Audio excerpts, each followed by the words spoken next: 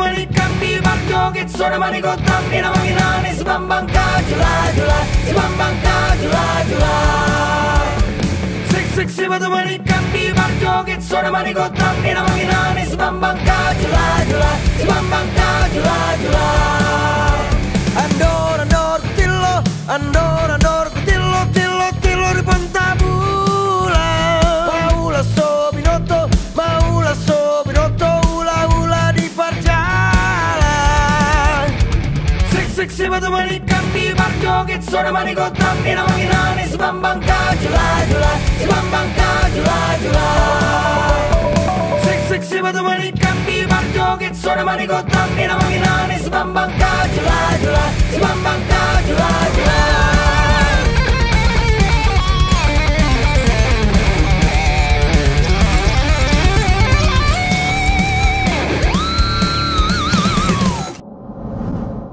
Halo Sobat BKN semuanya, Assalamualaikum warahmatullahi wabarakatuh.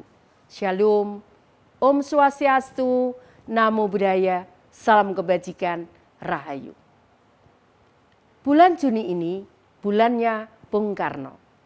Saatnya kita semua semakin menggelorakan semangat kebangsaan Bung Karno. Seperti ungkapannya yang terkenal, warisilah apinya, bukan abunya. Oleh karena itu, kita perlu memahami cara Bung Karno berpikir tentang kemajuan Indonesia. Untuk memperingati bulan Bung Karno, Dewan Pimpinan Pusat PDI Perjuangan menyelenggarakan serangkaian acara untuk memperkokoh nilai-nilai Pancasila dan pemikiran Bung Karno di masyarakat. Melalui serangkaian metode yang kreatif, cerdas, dan kontekstual untuk seluruh lapisan rakyat Indonesia, diharapkan Pancasila semakin menjadi bintang penuntun dalam setiap aktivitas kebudayaan dan kreativitas masyarakat Indonesia. Tetap semangat, merdeka! Wassalamualaikum warahmatullahi wabarakatuh. Shalom, Om Santi Santi Santi Om, Namo Buddhaya, Salam Kebajikan, Rahayu. Halo semuanya, Sobat BKN berjumpa kembali bersama kami di acara Talk Show Bung Karno Series di tahun 2022 ini. Kali ini saya ditemani host yang cakep, pinter, dan juga army, jadi K-popers. Ada Olivia. Halo semuanya. Halo Mas. Halo Olivia. Gimana kabarnya? Baik. Cuman lumayan inilah sibuk. Capek ya? Iya. Lagi banyak acara ya? Lagi banyak acara di bulan ini. Nah pasti Sobat BKN juga bertanya-tanya nih, kenapa sih di bulan Juni ini kita lagi sibuk-sibuknya? Lagi sibuk banget di bulan Juni ini. Kenapa, Di bulan Juni ini jawabannya memang bulannya Bung Karno, Bapak bangsa kita.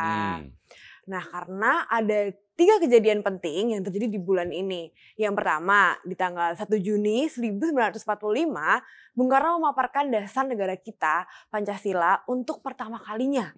Jadi di tanggal 1 Juni itu pidato pertama ya, pertama kali di ruang publik gitu ya, 1 Juni. Betul, di sidang BPUPK tepatnya. Iya. Nah yang kedua, tanggal 6 Juni itu hari ulang tahun atau hari kelahirannya Bung Karno. Birthday-nya Bung Karno 6 Juni. Ya, nah, kemudian kalau yang ketiga apa ya Mirza? Yang ketiga ini adalah tanggal 21 Juni, yaitu di mana tanggal saat Bung Karno wafat. Semoga amal baik beliau diterima di sisi Allah Subhanahu wa taala. Nah, untuk mengenang jasa-jasa luar biasa yang sudah Bung Karno lakukan pada Republik ini, maka pada setiap bulan Juni ini kita memperingatinya sebagai bulan Bung Karno. Nah, cara kita mengenang Bung Karno ini nggak boleh sembarangan, nggak boleh ngawur. Jadi Sobat BKN dimanapun Anda berada, seperti kata Bung Karno, warisilah apinya, bukan abunya. Panas dong kalau api? Bukan dong, bukan panas itu. Maksudnya tuh apinya tuh semangatnya gitu maksudnya. Iya benar. Oke, nah untuk itu kali ini kita mengundang seorang narasumber keren banget di kalangan mahasiswa yaitu seorang antropolog yang kita minta khusus untuk berbicara soal K-pop nih, kesukaan saya. Oke. Siapa ya? Nah, kali ini udah ada Prof. Semiarto Aji Purwanto, seorang guru besar antropologi FISIP UI. Halo Prof. Aji. Halo Prof. Hai, halo Alif. Gimana kabarnya Prof? Baik, alhamdulillah baik. Oke. Lagi sibuk apa sekarang? Ya, namanya di kampus ya sibuk sekarang habis ujian akhir semester ya. Semua pada sibuk koreksi. Habis UAS. Nggak kerasa udah lupa udah UAS Ya, gitu. mahasiswanya tenang karena sudah selesai UAS, dosennya sibuk koreksi. Oh, iya, lagi betul, sibuk iya, koreksi UAS. Oke. Jadi guys, bersama Prof. Semiarto Aji kali ini kita akan membahas soal K-pop, Korean pop gitu ya, dan budaya kita Indonesia. Dan ini wajib banget para K-popers dan sobat BKN dimanapun Anda berada. Teman-teman saya K-popers. Oke, benar ya, teman-temannya Olive. Ini wajib banget ditonton konten yang kali ini, biar kita semua itu bisa lebih dalam tahu soal K-pop. Dan tentunya tentang budaya kita juga. Betul. Jadi nanti kita akan kulik itu, Liv. Betul. Jadi biar teman-teman K-popers ini tentunya nggak cuma dengerin lagu-lagu K-pop doang ya, tapi juga akan mengenal budaya Korea dan juga budaya kita sendiri. Iya betul, seperti itu. penting banget. Nah sebenarnya pembahasan kita ini cukup simpel ya dan juga unik. Kita sekarang akan melihat dan mengamati dan mengkuliti K-pop dengan kacamatanya Bung Karno. Dengan cara berpikir Bung Karno. Cara berpikirnya Bung Karno. Kita bicara apinya kan, Iya, api. maka harus up to date pakai cara berpikir Bung Karno untuk membedah K-pop nih. Oke, jadi kita langsung aja ke pertanyaan pertama. Jadi Prof, sebenarnya K-pop yang lagi kita gandrungi ini ya, masyarakat ini lagi senangi, itu sebenarnya apa sih? K-popnya sendiri itu apa? Gitu. Oh, oke. Kalau pertanyaan K-pop apa itu harusnya Olive yang jawab banyak ya, karena dia bagian dari penggemar fanatik K-pop ya. Kita biasanya cuma terjemahkan itu sebagai budaya pop. Budaya pop. Dari Korea. Pop culture-nya Korea, yang kemudian bukan cuma dikonsumsi atau dinikmati oleh warga Korea, tapi kemudian menjadi bagian dari tren di dunia ini ya. Jadi kemudian menjadi tren budaya pop dunia. Jadi bukan cuma national pop culture-nya Korea, tapi juga menjadi bagian dari budaya pop dunia. Dan sekarang sedang masanya Korea ya, budaya pop. Kalau kita bicara budaya pop itu biasanya tidak lepas dari pertunjukan, ya. Tapi tentu saja budaya pop itu ada di banyak manifestasi. Tapi nampaknya kalau kita ngomong budaya pop Korea, itu spektrumnya mengerucut pada misalnya ya, lagu, tari, film, kita sebut sinetron atau apa? Oh Drama ya. Korea. Drama Korea, drakor ya. Bahkan kemudian di Indonesia muncul sendiri istilahnya drama Korea, drakor. Tapi drakor. jangan lupa sebelum itu makanan. Iya benar. Oh iya. Makanan ya. Oke. Kimchi dan segala barbeque-nya. Iya Ya. benar. Korean barbecue itu sebelum itu gelombang K-pop, gelombang budaya pop pertama yang barangkali. Jadi yang pertama makanan dulu malah ya. Iya, sebenarnya ada banyak sekali ragam kesenian, tapi makanan termasuk yang kemudian muncul sebagai pembeda ya. Gelombang pertamanya ya. Kita sebut sebagai Hallyu ya. Hallyu. Gelombang munculnya pengaruh Korea di luar Korea. Pengaruh Korea di luar Korea. Oke. Jadi Koreanya di luar gitu, maksudnya masuk ke sini gitu ya. Masuk ke Indonesia, Apakah masuk ke itu negara invasi? Asia Tenggara lain, masuk ke Eropa, masuk ke Amerika. Apakah itu invasi? Nah, itu pertanyaan serius. Soalnya ini mewakili semua pertanyaan. Sebenarnya kan kalau misalnya nih, sebut saja saya orang awam gitu ya. Betul. Apakah kalau budaya luar masuk ke sini, kemudian apapun ya, bukan cuma Ya. K-pop, apakah itu sebuah invasi kebudayaan dan Ya. patutkah kita menolak? Kan ada pertanyaan-pertanyaan seperti ya. itu juga. Kita mungkin bisa melihat dari dua sisi kontras ya. Pertama dari sisi teoretik, budaya itu selalu punya sifat saling ya, resiprokal ya. Jadi ada isu interaksi di sini. Bukan cuma satu budaya Korea masuk lalu kemudian kita menerima habis-habisan. Enggak. Tapi mungkin sebagian dari unsur budaya kita juga masuk ke Korea ya. Jadi pertukaran gini. Bahkan ketika budaya Korea masuk ke Indonesia, kemudian di sini mengalami yang namanya dilokalisasikan, diberi taste lokal. Ya. tanpa itu semua akan susah untuk kemudian satu budaya dalam tanda kutip asing untuk diterima di konteks lokal. Jadi selalu ada peristiwa yang namanya dilokalisasikan. Ya. Kalau teman-teman penggemar fried chicken, kita kan membedakan ya ayam goreng biasa dengan yang pakai tepung, tapi itu fried chicken. Tapi di dalam konteks kebudayaan Barat yang mengkonsumsi fried chicken itu tentu makanan pokoknya adalah kentang. Oh iya. Tapi di kita kemudian biar masuk taste kita jadi nasi. Ada nasi. Biar gitu. Lengkap dikasih telur dadar. Lengkaplah sudah. Gitu. Itu cuma di Indonesia ya? Sausnya. Oh iya benar. Saus yang khas kita. Ya, jadi rasa saus itu kan beda-beda di tiap negara. Jadi kalau teman-teman nanti coba McDonald di negara lain, sausnya pasti beda dengan itu. Kemarin waktu BTS meal itu juga ada yang saus khas Koreanya juga. Beda pasti, ya. Kenapa yang datang itu tidak pernah diterima 100%. Selalu kemudian ada interaksi tadi ya. Jadi dalam sisi kebudayaan, di satu sisi kita bisa bilang nggak akan ada yang namanya 100% masuk. Dan kita juga nggak keluar, keambil ya, pasti ada. Tapi yang masuk itu pasti akan ada aspek tukarannya. Ya. Nah di sisi lain memang ada kekhawatiran, ya sisi yang satunya yang pakai istilah invasi tadi. Seakan-akan kebudayaan yang masuk ini nanti akan merusak apa yang kita punya. Jadi kita bicara soal ketahanan budaya kita yang kayaknya terusik dengan ada yang masuk itu.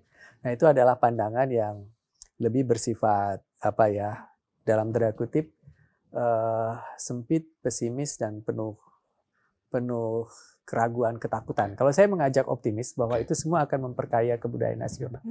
Kalau yang pesimis kayaknya bukan Bung Karno sih. Bukan Bung Karno. Saya sepakat itu. Jadi kalau kita lihat Bung Karno itu kan selain presiden, selain ahli teknik, selain orator yang unggul, itu adalah pemikir kebudayaan yang luar biasa. Kalau teman-teman masih ingat pastinya ya bagaimana beliau memperkenalkan keroncong. Siapa bilang keroncong asli Indonesia? Iya, tapi di situ unsur-unsur Portugis, unsur-unsur Eropa melalui instrumennya ditambah dengan taste lokal kita masuk. Lagu-lagunya kemudian bukan do re mi fa sol dengan notasi yang kan, tapi langgam misalnya ambil dari Jawa masuk itu. Tarian-tarian yang beliau perkenalkan ya diambil dari Maluku misalnya, lenso. Maluku tuh apa? Banyak sekali kebudayaan Barat yang masuk ke sana. Ya. Dan kemudian itu masuk diolah, tapi kemudian taste-nya Indonesia. Batik, ya, ketika zaman Jepang misalnya masuk, ya beliau khas batik. Jadi saya agak sedikit terusik nih, Lev. Tadi kan Prof bilang kalau yang masuk ke sini itu dilokalisir gitu ya. Itu motif ekonomi nggak sih? Kita membedakannya dua hal ya. Saya nggak enak dari tadi ngomongnya dua, seakan-akan ada dualisme. Tapi begini, paling tidak kita nggak boleh melihat dari satu perspektif saja bahwa semuanya ekonomi. Kebudayaan itu sebenarnya proses kreatif. Jadi buat saya yang penting dalam kalau kita membicarakan kebudayaan adalah proses kreatif. Bahwa kemudian kita menghasilkan sesuatu yang unggul dan kemudian punya nilai jual, dia beralih dari karya budaya menjadi komoditas. Ya. Yang kita selalu khawatirkan adalah kalau belum mencapai satu tahap yang optimal, kalau kita ngomong budaya, ada estetika, ada sesuatu yang bagus, tapi sudah keburu dikomodifikasikan. Nah ini jadinya ya kita nerima abu-abunya saja, bukan spiritnya. Kita nerima yang waste-nya ya, yang tidak bagusnya. Atau kita menjual bukan yang bagusnya. Jadi buat kita kebudayaan selalu merupakan proses kreatif. Apa yang disebut unggul, disebut baik, itu sangat relatif tergantung dari konteks komunitas yang mendukung kebudayaan tersebut. Baik Prof. Saya sepakat sih. Maksudnya ketika membicarakan soal K-pop ya, mereka kan prosesnya cukup panjang dan hingga akhirnya bisa sebesar ini. Nah sebenarnya di K-pop sendiri ada nggak sih Prof sebenarnya strukturnya itu seperti apa atau genealoginya itu seperti apa sehingga proses mereka itu bisa sangat rapih sehingga orang-orang kemudian di berbagai belahan dunia bisa menerima itu. Iya, ini saya ingin juga mengajak Mas Mirsa, Olive untuk mulai memikirkan bagaimana dengan perkembangan kebudayaan kita. Ya, kalau kami di kampus, Mas Mirsa selalu bilang kebudayaan itu kepunyaan komunitas. Oh, iya, Silahkan komunitas yang mengembangkan gitu ya. Negara jauh-jauh deh, jangan coba-coba masuk gitu ya. Tapi dalam konteks kenegaraan kita nggak bisa. Oke. Oh, itu Begitu ada tarikan-tarikan itu ya? Ada tarikan-tarikan. Misalnya ya, kita harus sesuai dengan kebudayaan kepribadian kita. Apa kebudayaan kita? Timur. Yang Barat ditolak. Ada suatu masa gitu kan? Oke. Bung Karno juga kencang sekali waktu itu. Karena dia mau kasih afirmasi dulu ke yang Timur gitu. Panjang lebar kalau teman-teman pelajari polemik kebudayaan ya.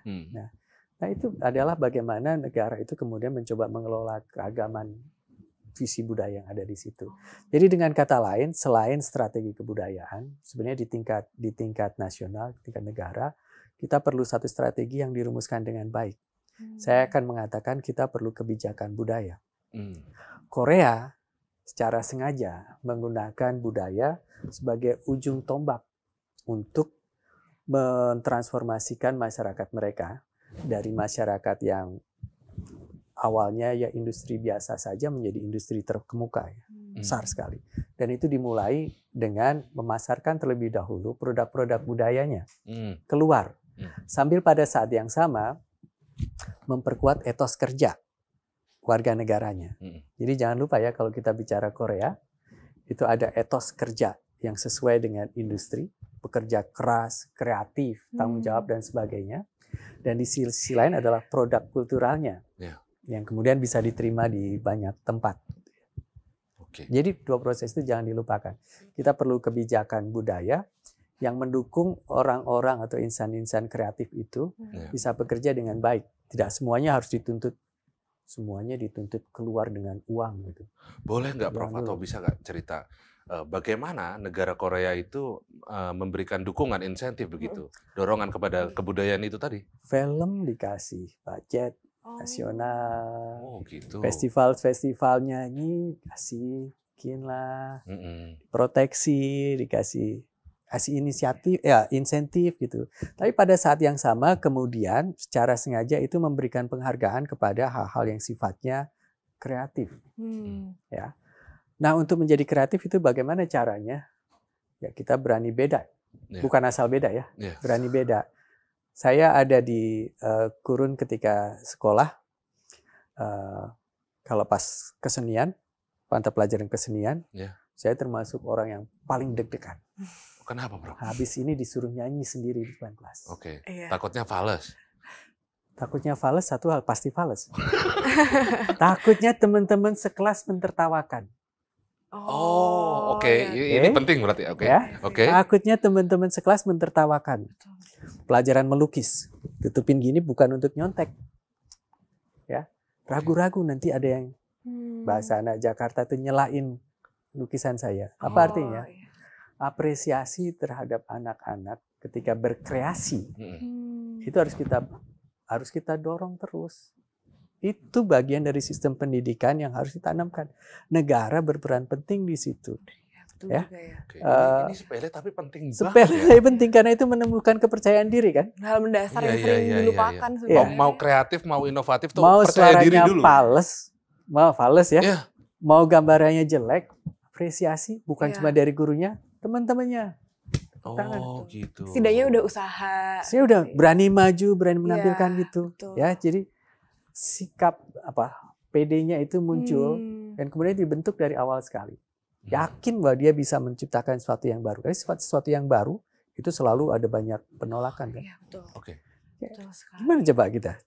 Nggak pernah terlalu dipikirkan hal-hal kecil. Nah itu Korea lewat sistem pendidikannya, lewat insentif-insentif berkebudayaan, berkesenian, berikan secara sistematis oleh negara. Dan kemudian kalau ketika negara sudah mulai masuk untuk mengontrol, bisa dibilang mengontrol ya untuk sebuah kebudayaan, apakah itu bisa disebut bahwa K-pop itu juga hal yang politis sih, Prof?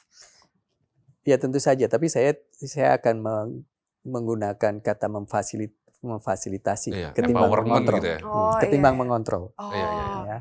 Karena saya sebagai antropolog selalu bilang kebudayaan itu berkembang di komunitas, bukan dari atas ke bawah. Ya, mengontrol itu seakan-akan negara maunya begini dan di bawah jadi begini, nggak bisa. Kalau di bawah insan kreatifnya nggak muncul, orang-orang kreatif nggak muncul, nggak jalan. Ya. Nah, apakah ada nilai politiknya? Ya kalau itu sudah ngomongin negara pasti ada. Kalau kemudian kebudayaan itu mau didorong atau diarahkan kemana, ada strateginya, pasti politik. Dan memang di dalam praktek berkebudayaan, pada saat yang sama kita berpolitik. Dalam arti memberikan value, memberikan nilai, dan kemudian mencoba untuk mempengaruhi orang lain untuk suka atau tidak suka, cocok atau tidak cocok dengan produk kita. Berpolitik. Pasti. Penentuan selera. Penentuan selera. Penentuan selera itu, Mas Mirsa, itu satu hal yang buat saya luar biasa politisnya. Sekaligus ekonomik ya, political economic ya. Apa sih yang disebut enak kalau kita makan, minum? Apa sih yang disebut enak? Perempuan macam apa yang disebut cantik? Karya lukis apa yang disebut sebagai indah? Itu hanya yang punya power, yang bisa mengontrol. Kalau ini mengontrol. Memberikan definisi. Standar, definisi mengenai enak, indah, cantik, ganteng. Coba teman-teman ya. Olive kalau makan bakso, apa yang dilakukan pertama kali? Masukin. Saya udah hampir kecap. dekat. Masukin kecap, saus, sambal. Iya. Apa sih yang dinikmati dari bakso? Rasa. Rasa apa? Rasa enak. Rasa enaknya bakso kan? Iya. Bukan rasa saus, rasa kecap, Iya. atau rasa pedas. Iya. Saya amati ini nih ya, dan kita itu makin lama makin terstandarisasi seleranya. Bakso yang enak, kalau kita mau ngomongin bakso misalnya, tentu saja yang ramuan kaldunya, racikannya itu oke. Ya. Tapi di diri kita sudah terpatri bahwa rasa enak itu taste sausnya seperti ini, dan sausnya harus saus yang Indonesia ya, bukan saus yang Korea ya, saus ABC ya. Kita ganti saus, protes. Iya betul. Makan mayones aja kadang-kadang agak gimana gitu. Ya. Bakso keju. Jadi siapa sebenarnya yang mengontrol selera kita?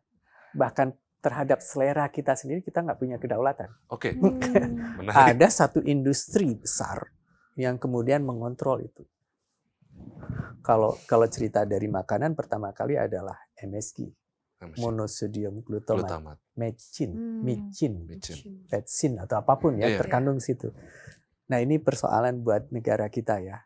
Tadinya flavor, rasa dari makanan itu kita kaya raya karena kita punya rempah-rempah. Betul. Rempah-rempah.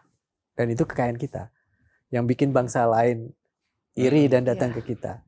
Tapi karena mereka nggak punya kita, mereka coba ciptakan sintesisnya. Dan itu kimiawi, itu MSG. Kemudian masuk ke kita, dan kemudian menstandarisasi rasa enak. Rasa kita ya berubah. Bakso harus ada micinnya, ini siapa? Betapa nggak berdaulatnya kita. Betapa itu bukan peristiwa politik atau ekonomi. Sama dengan musik yang bagus, yang enak, lagu yang enak. Apa coba kalau nggak politik? Dulu musik-musik Korea juga berubah kan ya. Sekarang juga jadinya K-pop itu tadi. Terus sebelumnya nggak seperti itu kan? Sebenarnya nggak seperti ini. K-pop diterima di Indonesia dalam perspektif politik. Itu karena kita butuh alternatif terhadap hegemoni Barat. Menarik.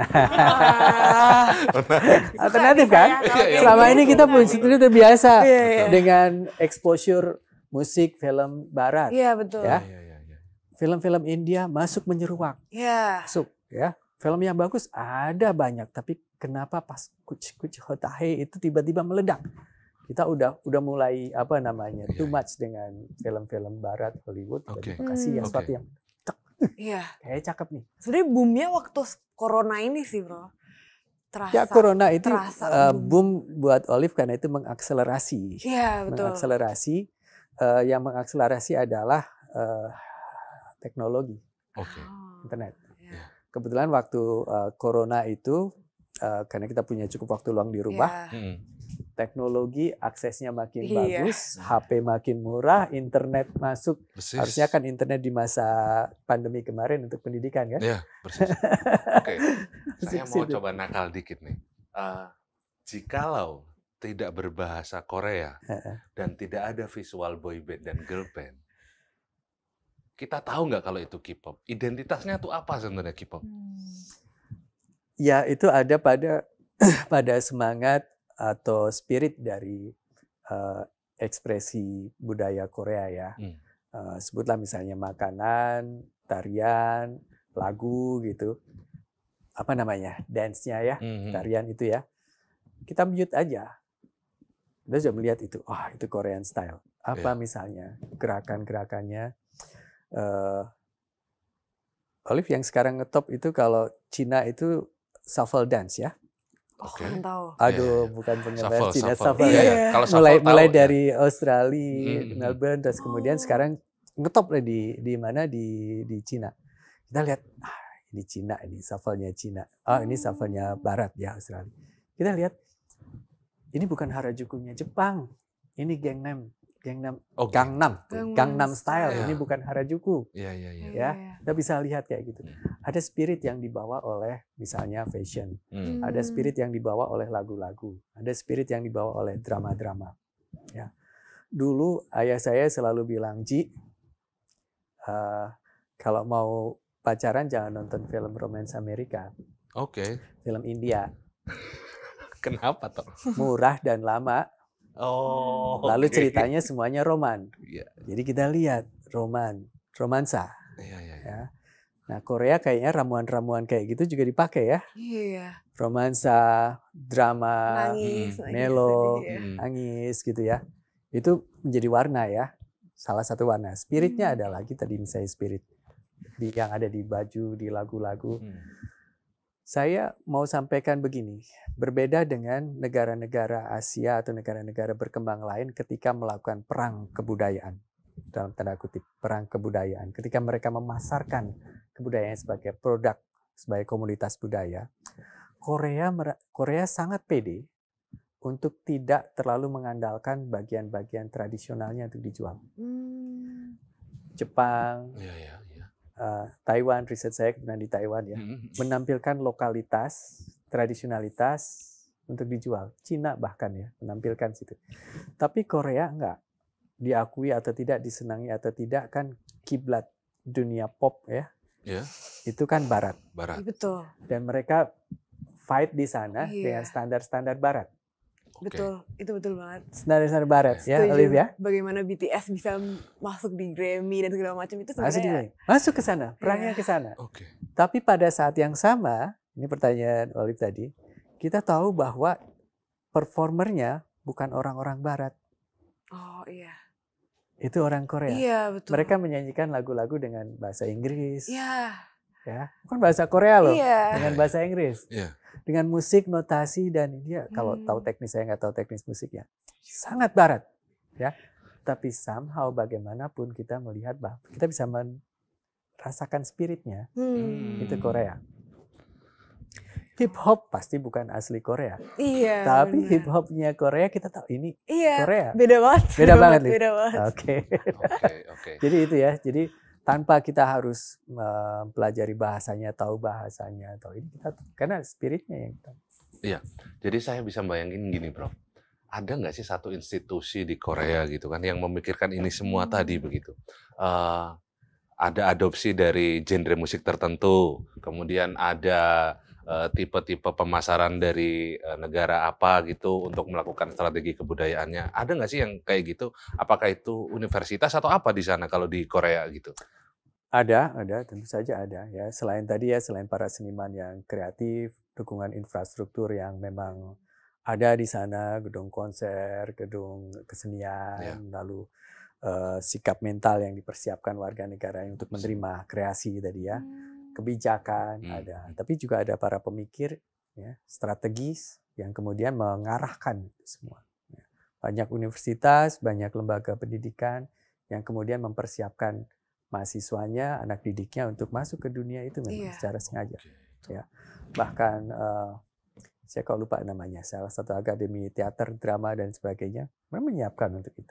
Oh iya ada. University of saya kok lupa ya. Yang seni Seoul itu bukan ya? Di Seoul juga apalagi. Oh, Lupa gitu. tapi emang banyak Tapi yang memang banyak. Sopa Misalnya, Sopa. Sopa ya. Iya. Seoul apa gitu misalnya. Iya. Dia cuma misalnya untuk menulis skenario yang bertingkat-tingkat. Oh, maksudnya distribusi ininya ya? Luar biasa. Oke. Sopa juga melahirkan itu idol-idol K-pop. Iya, itu ada yang bagian melahirkan idol-idol ada yang bagian sutradaranya dilahirkan dari mana, ininya dari mana gitu ya. Persis. Oke. Saya orang tua ya, kemudian anak-anak saya udah mulai besar-besar ya, tumbuh ya, mungkin usia Olive gitu ya. Kemudian itu mau kuliah apa?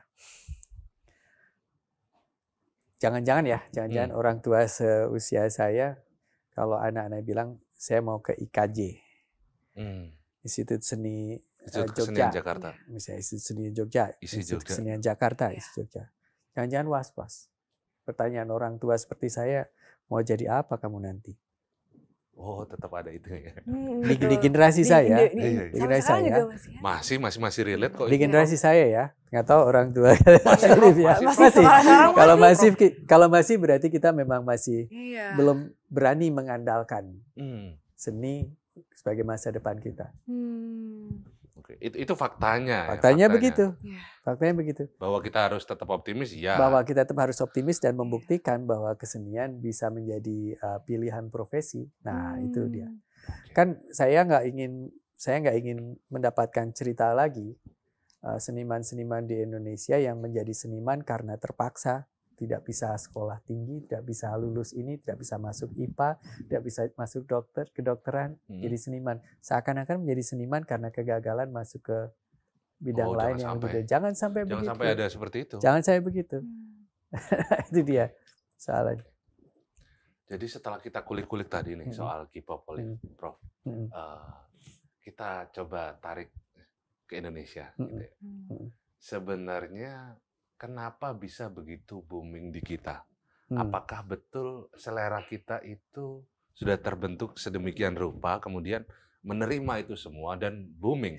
Atau memang ada proses-proses industrialisasi yang kemudian kita menjadi market atau bagaimana? Ya. Kalau dari sisi political ekonomi jelas sekali bahwa ada proses industrialisasi budaya di mana kemudian Korea menjadi sangat ekspansif di situ ya. Karya-karyanya banyak, lalu kemudian kita sebagai pasar koloni ya. Terima itu kolonialisasi budaya. Di sisi lain tadi saya sampaikan Korea itu menjadi alternatif untuk memutus hegemoni Barat. Misalnya ya. Tapi saya mau bilang juga bahwa kita nggak harus mengatakan bahwa kita warga Indonesia, bangsa kita, anak-anak muda kita, bahkan yang tua, kecanduan K-pop itu. Dan K-drama. Drakor itu. Drakor. Hanya sekedar karena ada persamaan konteks Indonesia dan Korea. Tapi saya ingin mengatakan juga bahwa kita memberikan pemahaman terhadap drama Korea itu sebagaimana yang kita terima sekarang ini. Pendeknya kalau dalam bahasa Jakarta, anak Jakarta sekarang, kita menggemari itu semua karena kita bisa relate itu. Relate. Dengan peristiwa sehari-hari yang kita alami. Dibandingkan kalau misalnya nonton sinetron. Kita malah nggak bisa relate. Kok bisa begitu sih?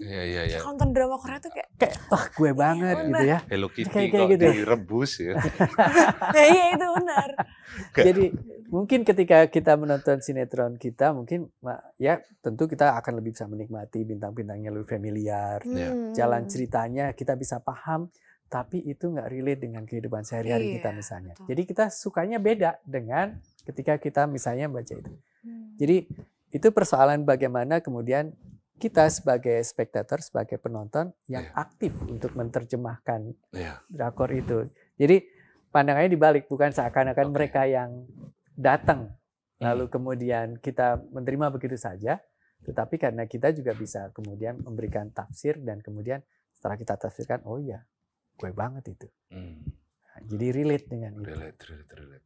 Berarti ini paparan Prof ini bikin army K-popers itu lebih kritis loh ini sebenarnya. Lebih kritis ya. Iya, lebih kritis loh ini. Jadi kalau semisal tadi sebenarnya saya ini sih agak sedih sih ketika Prof bilang ya kita targeted market gitu Oh iya, kan. pasti jelas. Kita kayak konsumen. Kesannya begitu, makanya saya ingin sampaikan bahwa kita sebenarnya kan saya tadi sampaikan ini bukan sekedar invasi, tapi ada interaksi. Jadi saya pikir dalam tahap-tahap tertentu drakor Korean pop culture ini sudah juga memantik kreativitas kita dalam batas-batas tertentu. Nanti kita lihat ya, bagaimana kemudian drakor budaya pop itu kemudian menumbuhkan satu hal yang baru. Ya, saya pikir isunya bukan cuma isu sosial, bukan cuma isu politik, bukan cuma isu ekonomi, tapi ini juga adalah persoalan sosial. Army tadi, BTS Army tadi, ini warga Army ini, itu kemudian menjadi identitas ya, lalu kemudian ya gue Army, saya Army, kemudian kelompok-kelompok gitu sebagainya. Tapi bukan cuma dalam konteks kelompok-kelompok tadi, identitas itu masuk ke dalam diri kita. Harapan saya ya, mudah-mudahan etos kerja Koreanya terbawa.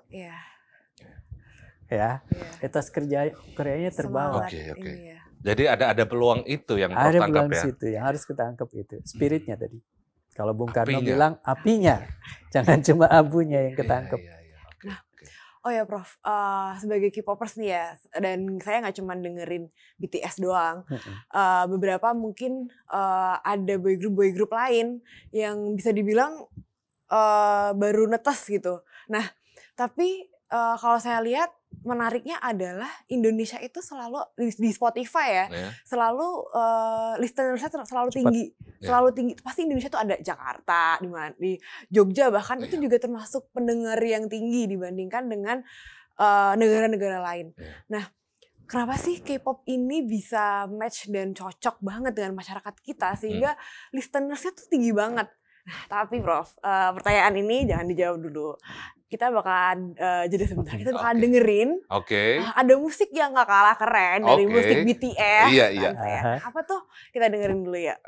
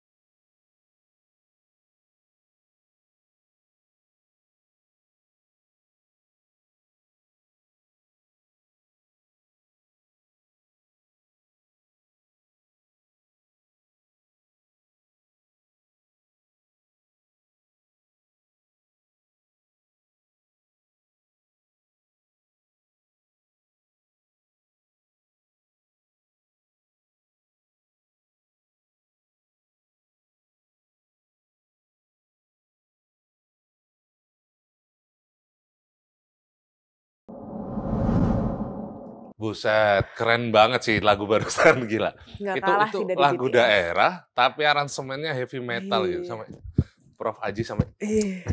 ikutan headbang. Oke. Kita lanjut ke pertanyaan yang sempat kepotong tadi. Iya. Om.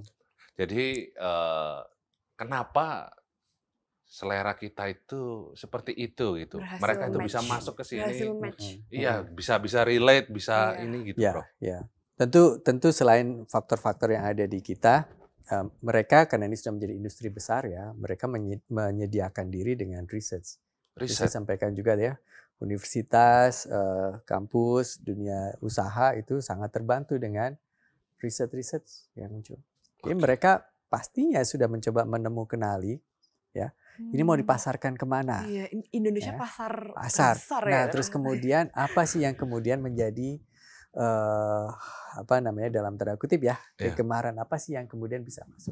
Konteksnya Iya. seperti apa? Iya. Ini dipelajari, sudah pasti dipelajari. Iya, Ya. sebenarnya Iya. mungkin beberapa kayak konten gitu kan, boy group juga punya Persis. konten ya. Iya. Kadang-kadang mereka tuh ada konten belajar bahasa Indonesia tuh juga ada. Persis. Jadi fans kan makin seneng ya. Dan kalau Olive bilang konten di di platform-platform yang ada di internet, bagian komen itu menjadi bagian yang sangat dipelajari. Karena ini feedback untuk Komen. mereka. Iya, baru sadar. Feedback di situ. Karena kalau kita cuma Iya. ngomong aja ya dengerin dari situ, kalau kemudian kita pelajari komen, Hmm. haters itu gunanya di situ kan. Oh iya, Oke. bener banget. Ini menarik nanti. Iya.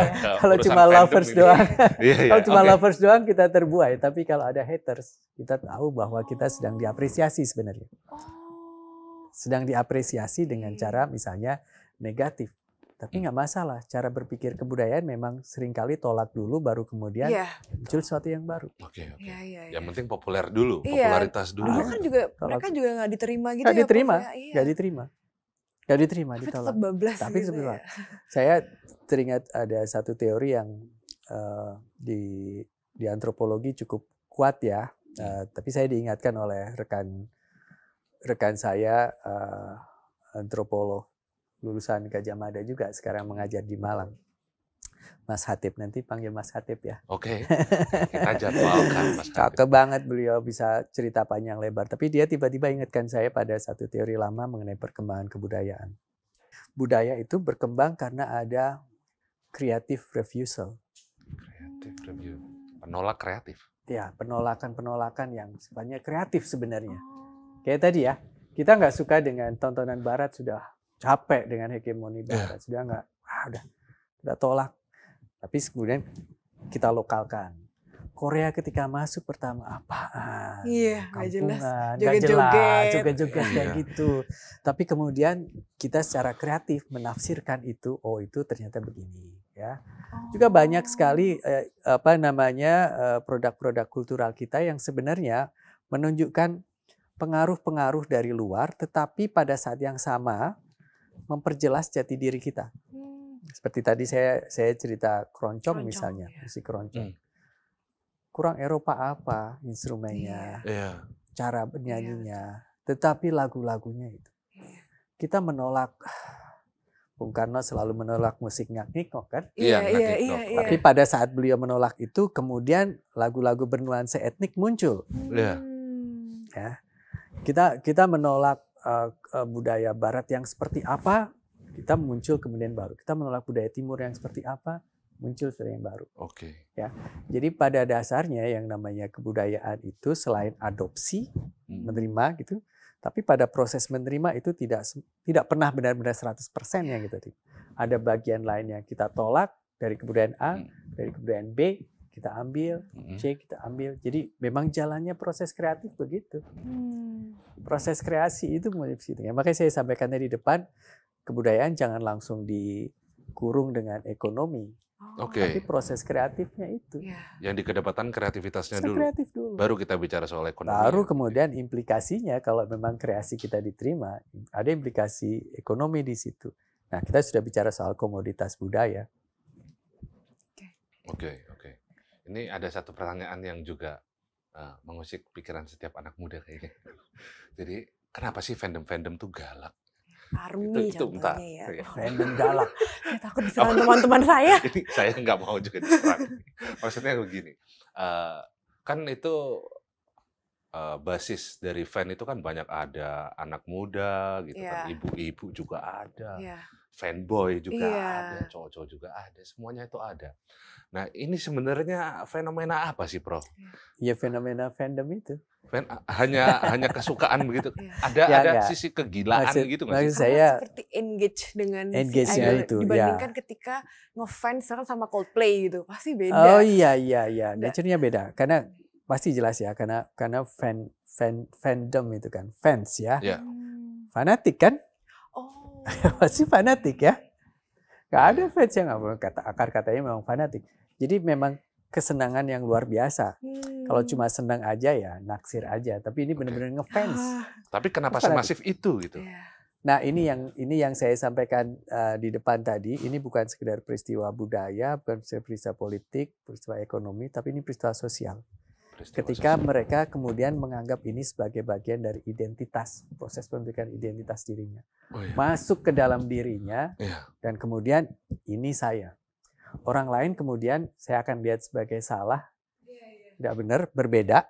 Dan ketika saya melihat Olive, nah yang ini yang teman saya. Oh persis. Dan kemudian kita ketemu, seneng langsung cewek sini, kemudian bertemu lagi dengan teman-teman yang lain, kelihatan ini menjadi satu kelompok. Itu secara sosiologis terbentuknya kelompok karena ada kesamaan-kesamaan minat dan sebagainya. Ngobrolnya enak. Ke yang lain, kita bilang, apaan itu? Apaan itu? Iya. Salah, benar, musuh dan sebagainya. Kurang lebih itu ya. Iya, Kenapa iya, iya, kemudian fandom itu memicu ya fanatisme. Pasti fandom, tapi fanatisme sangat kuat ya. Dan kalau nilai ini kemudian diyakini makin kuat, ya makin jelas kita melihat hitam putih dengan kelompok yang lain. Iya, betul. Jadi kalau kita tarik kembali, dan kita kan udah ngebedah banyak banget sih ya dari beberapa sisi K-pop gitu kan. Bung Karno itu kan dalam Trisaktinya selalu bilang berkepribadian di bidang kebudayaan. Persis. Nah itu jika kita kontekstualisasikan di hari ini dengan mencontek begitu apa yang sudah dilakukan industrialisasi budayaan di Korea itu seperti apa, Prof? Itu saya sampaikan tadi, proses kreatif kita mestinya berakar dari nilai budaya kita. Oke. Apa sih nilai budaya? Nasional atau daerah? Atau bagaimana? Kalau saya bilang budaya tadi itu ada di tingkat komunitas ya. Ya, Oke. Jadi bukan masalah daerah atau nasional. Itu ada di tingkat komunitas, artinya di tingkat sehari-hari kita. Yeah. Nilai budaya yang ada di situ. Nah, sebagai bangsa Indonesia kita sudah sepakat ya. Kita punya grand norm ya, nilai dasar Pancasila misalnya. Di dalam nilai dasar Pancasila itu kalau kita kaitkan dengan idenya Bung Karno, kalau diperas sampai paling nature-nya Pancasila itu apa? Ya, gotong royong. Gotong royong. Apa sebenarnya gotong royong itu? Kalau saya sebagai antropolog akan bilang bahwa gotong royong itu sifat resiprokal. Tolong menolong yang sifatnya resiprokal. Ketika saya hadir di sini diundang Mas Mirsa, suatu saat kalau saya undang Mas Mirsa, apa yang akan Anda lakukan? Membalas datang ke tempat saya. Betul. Ya, resiprokal. Kayak begitu.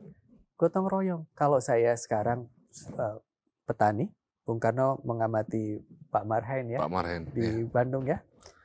Dia nyangkul ke sana kemari, lalu kemudian di tempat yang lain. Dibayar? Enggak. Kenapa enggak dibayar? Karena itu adalah basis struktur dari komunitas peasant atau petani. Bisa. Saya nggak mungkin menggarap lahan saya segini sendirian. Dan saya harus membutuhkan Anda berdua. Iya. Untuk mencangkul saya butuh Mas Mirsa. Karena lahan saya segini. Walaupun saya lahannya pendek, kecil, tapi saya harus butuh Mas Mirsa. Jadi kegiatannya adalah kegiatan bersama mencangkul ini. Kenapa? Karena nanti saya akan menanam sawah saya yang luas ini, dan nggak mungkin istri saya sendiri yang nanam. Saya harus libatkan orang lain. Siapa? Istri Mas Mirsa. Kenapa harus istri Mas Mirsa? Jelas.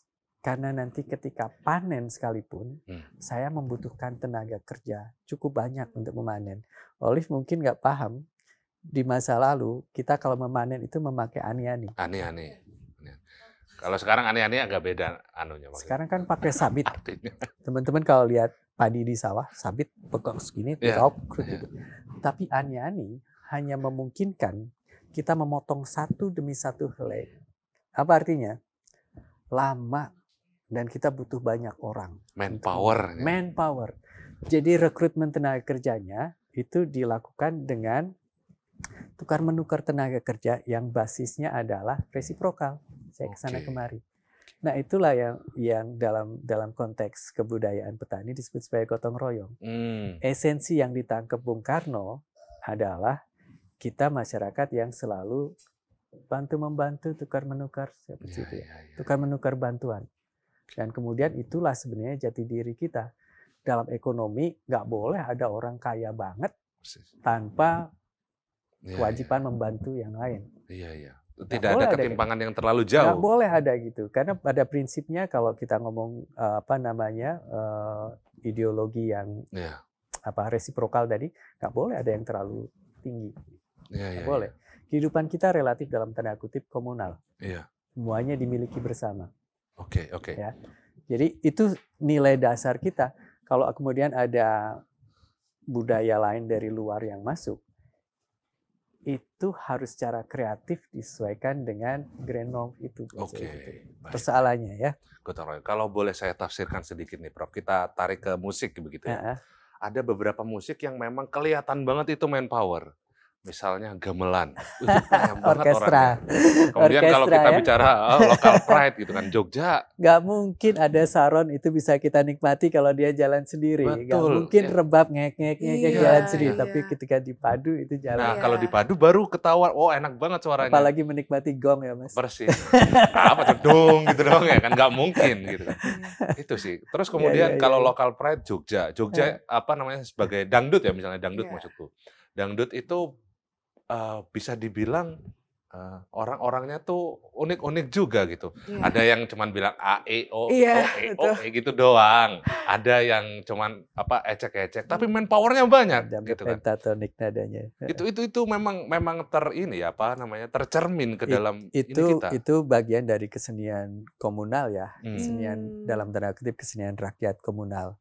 Bukan cuma pada proses terjadinya itu, tetapi bahkan pada hasil kreasinya tidak pernah dianggap itu hasil kreasi saya.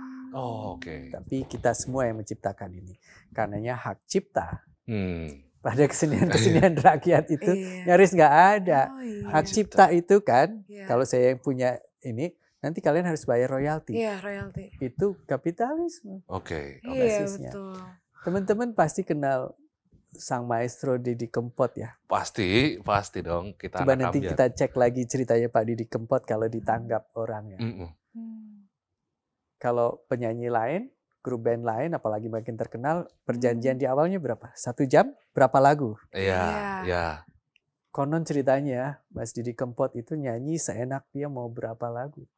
Seenak dia. Kalau dia masih suka 20 lagu, 30 lagu. Gak ada batasannya gitu ya, karena buat dia kegiatan berkesenian adalah kegiatan komunal. Semua orang harus senang. Selama orang masih senang dengerin saya akan nyanyi. Bukan pada persoalan dibayar berapa, lalu karena saya dibayar show-nya 10 juta, maka itu ekivalen dengan berapa lagu. Enggak. Oke, baik. Itu komunal. Oke. Jadi Olive ini saya lihat ada ini agak terengah, ada banyak pertanyaan kayaknya. Apa Liv? Kan kalau kita tadi kami bisa bandingin dengan dangdut. Nah, ketika K-pop kita bicara tentang K-pop ini, menurut Prof Aji nih dari kacamata Bung Karno dan urusan tentang K-pop ini, apakah kemudian ini menjadikan kita kosmopolitan dan kemudian menjadi krisis identitas? Karena misalkan sesimpel gini deh, Prof, banyak kita jadi ngomong pakai bahasa Korea atau kita makan makanan Korea, bahkan kalau saya cewek-cewek gitu ya, baju-bajunya itu juga pasti ngelihat dari baju-baju cewek-cewek Korea yang di drakor itu kayak bagus ya bajunya dan make up seperti itu ya. Nah, apakah itu termasuk berpengaruh dari K-pop? Iya ya, saya kembali pada ide Bung Karno bahwa kita harus berkepribadian dalam berkebudayaan. Dan ketika ada unsur-unsur budaya dari luar masuk, kalau dalam bahasa akademik yang saya kuasain tadi, gak cuma kita menerima, yang artinya itu invasi itu, tapi harus ada interaksi, harus ada penafsiran kembali. Kadang-kadang kita tolak, kemudian secara kreatif kita sesuaikan lagi dengan nilai atau norma kita. Nilai atau norma kita yang apa? Yang kita sepakati tadi, grand normnya kita adalah Pancasila. Apa di dalam Pancasila? Gotong royong. Apa itu resiprokal? Kehidupan yang saling bantu dan sebagainya. Nah, apakah K-pop itu sudah menghilangkan ciri kepribadian kita? Itu kan sebenarnya pertanyaannya. Persis. Dipermudah. Oke, itu maksudnya. Itu pertanyaannya. Iya, betul. Pertanyaannya gampang tapi jawabannya susah. Oke. Saat ini kita sedang mengalami challenge dari ideologi kita, Pancasila kita. Kalau teman-teman sadari sekarang ini banyak orang bilang bahwa dunia sedang mengerucut ke dalam satu budaya global akibat teknologi informasi, telekomunikasi dan transportasi yang semakin tinggi, yang memudahkan kita bisa berada di dari satu tempat ke tempat lain, nggak cuma cepat, tetapi tanpa ada hambatan waktu ya. Dengan internet ya, kita bisa ketemu sama orang pada saat yang sama. Apa artinya itu? Dalam konteks kapitalisme itu lebih mempermudah sirkulasi produk-produk mereka. Ya. Betul. Kayak tadi drama Korea, lagu-lagu Korea, K-pop ini tidak akan yang kita rasakan tidak akan seinvasif ini kalau kita belum memiliki jaringan internet yang baik. Kalau semua orang di Jakarta, sebagian besar di Indonesia ini belum memiliki gadget sendiri. Apa enaknya nonton drakor di satu HP lalu kita bertiga nonton begini? Olive nonton drakor perlu privacy ya. Iya betul. Ada pergeseran ya. Dulu kita paling enak tuh nonton di bioskop loh. Nonton TV atau nonton bioskop. Iya, TV atau bioskop lah. Nonton drakor sekarang nggak mau sama ibu. Sekarang kita kemudian menjadi makin personalize. Jadi makin personal. Ya. Dan itu difasilitasi oleh teknologi tadi. Nah, apa yang kemudian berubah dan dalam tanda kutip mengkhawatirkan kesepakatan kita, nilai-nilai dasar kita, mesti kita refresh. Karena kalau enggak, ya susah kita. Saya tadi cerita soal gotong royong, resiprositas. Apa urusannya dengan K-pop? Ya, sekali lagi saya ambil contoh beberapa seniman lokal di daerah yang kemudian berhasil memanfaatkan situasi sosiologis, antropologis orang-orang Indonesia. Dan kemudian mereka berjaya dengan identitas kita. Sebut misalnya Mbak Via Valen, Mbak Nela Karisma. Konsernya Mas. Betul. Kurang heboh apa, kurang lokal apa tesnya. Padahal teknik menyanyinya, musiknya, instrumennya barat. Tapi kemudian ditafsir dengan tadi selera lokal. Dalam bahasa anak-anak Jakarta, kurang kampungan apa mereka? Ya, dalam bahasa anak-anak Jakarta yang K-popper itu, tapi K-popper generasi saya ya, kurang kampungan apa? Anak-anak sekarang generasinya Olive ini nonton K-pop, nonton Didi Kempot, nonton Nela Karisma, saya hafal semua, sama sampai Happy Asmara Mas. Luar biasa. Sama senengnya mereka dengan nonton Blackpink atau ARMY atau BTS, sama senengnya. Kenapa? Mereka terbuka seleranya. Nggak seperti generasi saya yang begitu suka jazz, nggak suka dangdut. Persis. Ketika suka rock, anti kepada pop melo. Iya. Zaman generasi orang tuamu, dari saya, kita dulu juga ngalamin, ngalamin. Suka emo rock, anti sama apa gitu, tetap ngalamin kita. Sekarang karena tadi ya, kita terpapar, terekspos dengan budaya pop yang kurang lebih sama.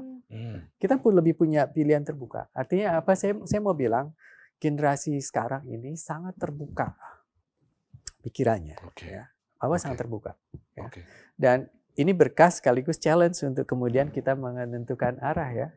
Mereka terbuka untuk diajak dialog. ya. Iya. Tapi yang mengajak dialog siapapun mereka terbuka kok. Iya. Oh, tergambar dari Twitter kita ya. Tergambar di Twitter kita ya. Apa aja boleh dibicarakan ya. Iya. Jadi dalam konteks yang sekarang ya, apakah kemudian kita mengalami kosmopolitanisasi? Ya, kita kosmopolitan. Tapi tokoh-tokoh yang saya sebutkan tadi itu membuat kita merasa bahwa kita masih di Indonesia. Iya. Oh iya. Didi Kempot, Karisma, Via Valen, tetap merasa kita orang Indonesia. Betul. Kurang kosmopolitan apa mau kita nontonnya di internet satu-satu begitu ya. Musiknya musik instrumen barat semua. Iya. Tapi taste-nya taste Indonesia. Nah, itu yang saya sampaikan tadi, kolaborasi musik musik barat dengan taste lokal tadi, kalau bahasa filosofi Pancasilanya itu gotong royongnya di situ, Mas. Iya. Luar biasa. Mereka ngeblend di situ ya, saling tukar, saling pinjem nilai estetika ya, barat dan lokal itu. Iya. Tukar menukarnya tadi, resiprositasnya. Iya. Artinya batas-batas itu juga semakin pudar gimana gitu ya. Itu kreativitas. Persis. Itu kreativitas. Ada yang sudah terdobrak, ada yang nggak ada batas sama sekali, ada yang blend. Persis. Kecuali kalau kita menempatkan diri kita di dalam ruang hampa, misalnya kita hanya memilih berinteraksi dengan teman-teman kita yang spesifik itu aja ya, kita akan pilih. Tapi kayaknya anak Jakarta, anak Indonesia sekarang punya keleluasaan berpikir yang sangat tinggi. Generasi kita lebih. Dunia ada dalam genggaman kita sekarang. Dan yang namanya dunia itu tidak harus dari luar, tapi yang di lokal juga banyak sekali mereka genggam. Betul. Lebih tepatnya nggak bisa menolak itu sih, menolak gempuran berbagai macam itu. Gempuran dari luar, tetapi sesuatu yang muncul dari tingkat lokal, dikonsum juga. Iya, betul. Iya. Dikonsum juga. Oke. Jadi sebenarnya apa ya? Kalau tadi kita tarik dari awal gitu kan ya, kita tarik dari awal. Prof bilang bahwa kita targeted market, kita konsumen.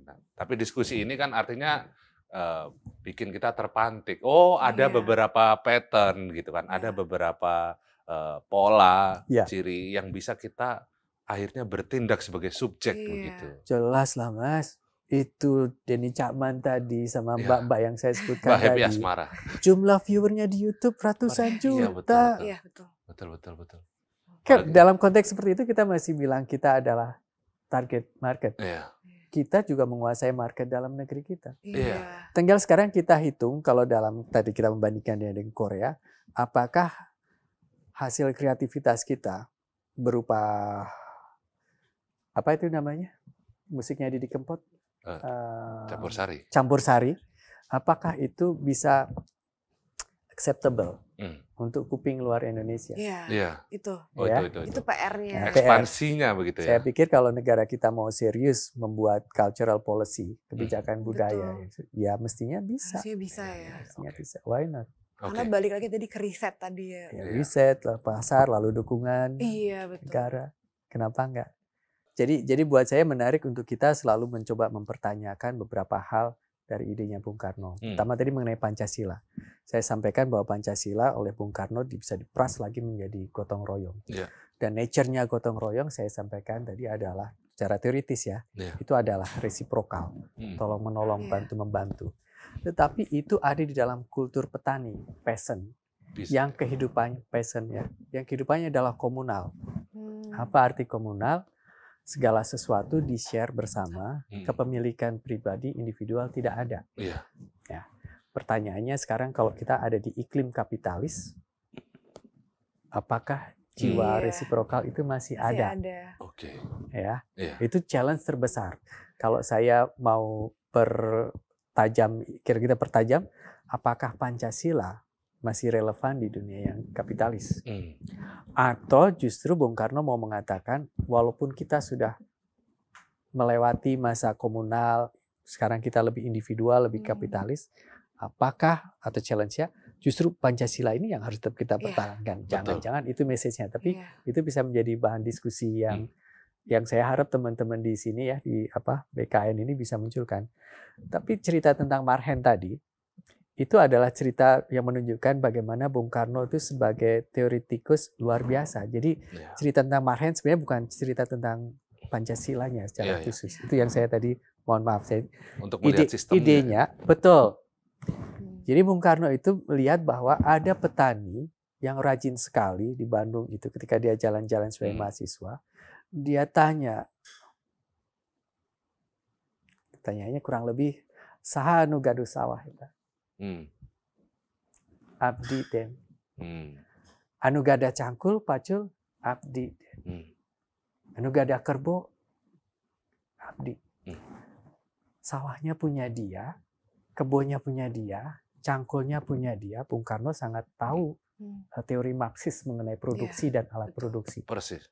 Kalau dalam teori Marxis, buruh itu menjadi miskin karena dia tidak menguasai alat produksi. Itu dikuasai oleh orang-orang yang punya kapital. Betul. Yang dia temukan di Bandung bukan buruh. Dia pemilik alat produksi, pemilik sawah, pemilik cangkul, pemilik kebo, semuanya.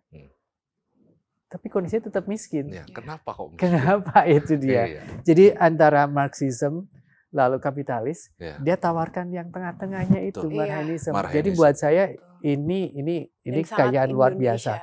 Dan sangat Indonesia.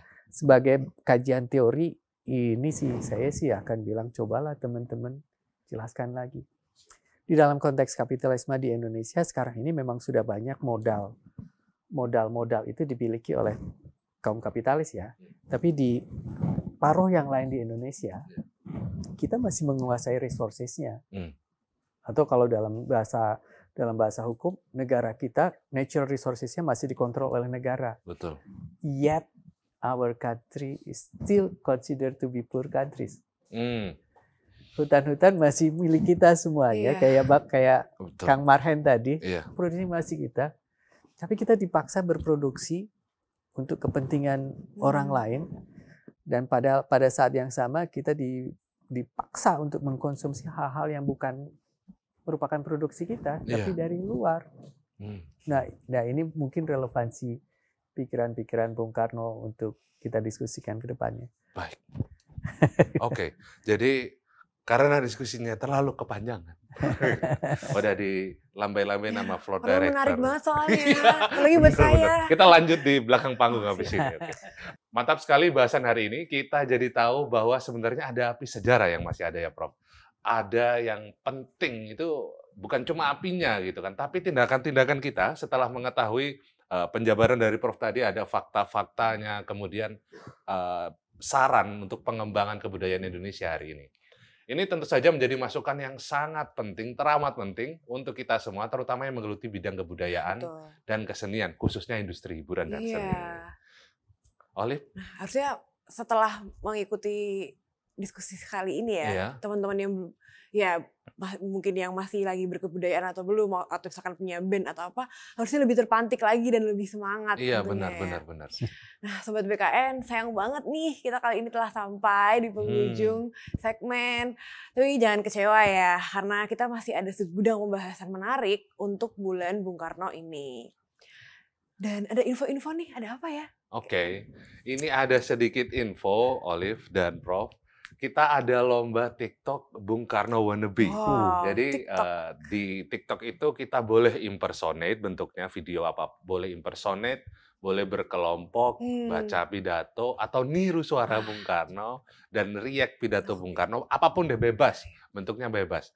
Itu kita akan lombakan. Dan nanti startnya itu lihat di media sosial BKN. Jadi teman-teman jangan cuma ikut challenge TikTok challenge doang ya. Lomba ini apa tuh? Benar. TikTok challenge. Iya, masuk benar. FWP juga. Betul. Dan ada satu lagi acara, yaitu FGD Hybrid, yang khusus membahas tentang betapa visionernya pemikiran Bung Karno dan juga merumuskan langkah kita agar bisa mengkontekstualisasikannya hari ini. Nah, informasi dua agenda itu ada di media sosialnya BKN. Jadi teman-teman stay tune terus di akun-akun media sosial BKN PDI Perjuangan. Ingat jangan lupa follow dan subscribe @BKN Pusat di Instagram, TikTok, YouTube, Facebook. Karena nanti infonya ada di sana semua guys. Hadiahnya puluhan juta rupiah loh. Nggak main-main dong Bisa BKN. buat nonton konser K-pop nih kita. Catat ya teman-teman. Oke. Kami berdua undur diri. Terima kasih Prof. Terima kasih, Haji Prof. Rida. Bisa, Oke, Alif. sampai jumpa dan Merdeka. merdeka.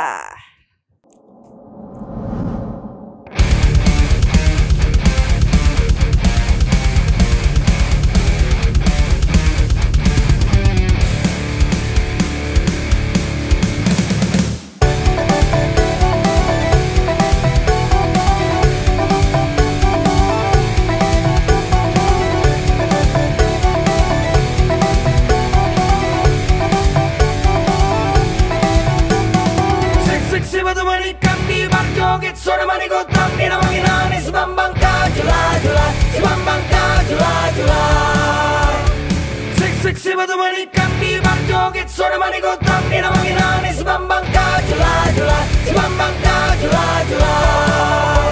Asideng gasidoreng, asideng gasidoreng, direng di pangardang. Molo mersi berengat, bersiap tuh sakti bagas.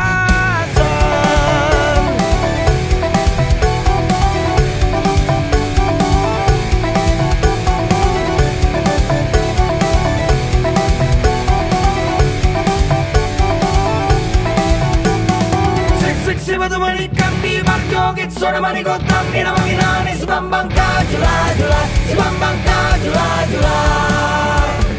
Sik si batu manikan di bar joget. Suara maniku tapi namanya nani si Bambang Kajula-jula, si Bambang Kajula-jula.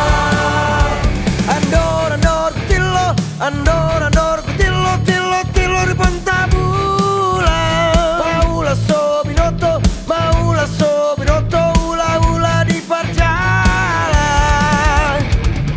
Sik si batu manikan di bar joget. Suara maniku tapi namanya nani si Bambang Kajula-jula, si Bambang Kajula-jula.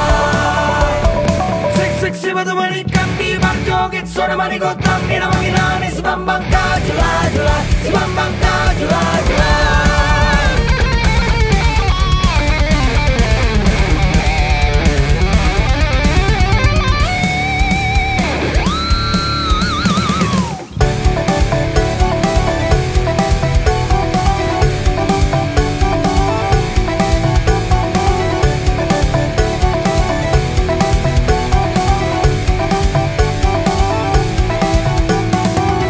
Si batu manikan di bar joget. Suara maniku tapi namanya nani si Bambang Kajula-jula, si Bambang Kajula-jula.